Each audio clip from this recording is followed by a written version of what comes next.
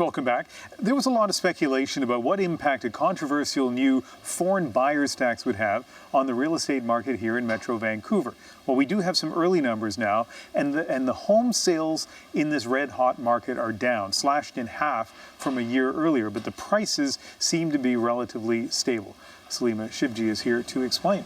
Well, Ian, this is according to, as you mentioned, preliminary data from an industry analyst. We won't get the official numbers from the Greater Vancouver Real Estate Board until tomorrow, and the last day of the month is missing from these preliminary data, so that's a crucial day for closing. But the snapshot that we do have actually shows a dramatic drop in home sales. For single detached homes, sales are down between 47 and 54% in not only Vancouver, but also Richmond, Burnaby, and Surrey. That seems to be in line with the official numbers released by the Real Estate Board for the 2 weeks of August. That showed a 66% drop compared to last year. So the reason, that's the big question. Well, sales are always a little bit slower in August, but of course many are pointing to that new tax imposed by BC, foreign buyers tax. That's of course a 50% levy that only foreign buyers have to pay. It's an attempt to cool the market, came into effect on August 2nd. Got a lot of attention in China as well. Actually, a website, juwei.com, actually allows potential Chinese buyers to look up homes in the Vancouver area. They said their searches are down 55% just because of this foreign buyers tax. So interest in buying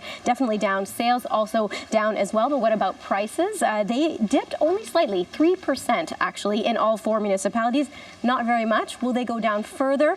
Will this bubble burst? Here is what one expert has to say. In most markets, what you'll see is transactions start to dry up before prices fall. So we've had the transactions dry up. We've had a bit of a price decline. We're certainly set up. It looks like a classic case of a market starting to unravel a bit. On the other hand, people have said this about Vancouver for decades, and the lack of supply, strong demographic conditions, low interest rates could bail the market out.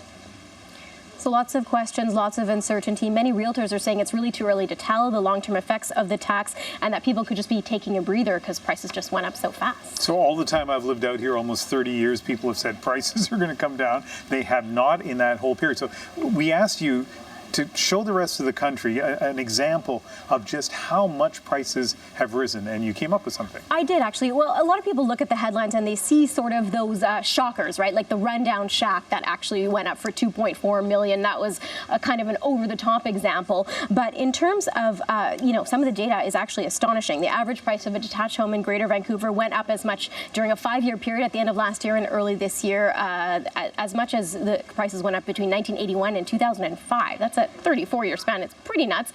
But check out this one house that I have to show you. It is in Vancouver's East End, if we can see it, actually. It is in Vancouver's East End. It is $1.8 million, the average price for a Vancouver home in the East End. 20 years ago in 1996, this would have set you back $365,000. Let's go back even further. In 1986, this house would have cost $136,000. If you put that in 2016 dollars, that would be $266,000. So $266,000 for a home like this compared to $1.8 million today. So that just shows how much of a difference there has been in this. $1.8 million, the current asking price for this East Vancouver house. Yep. All right, Salima, thank you very much. You're welcome.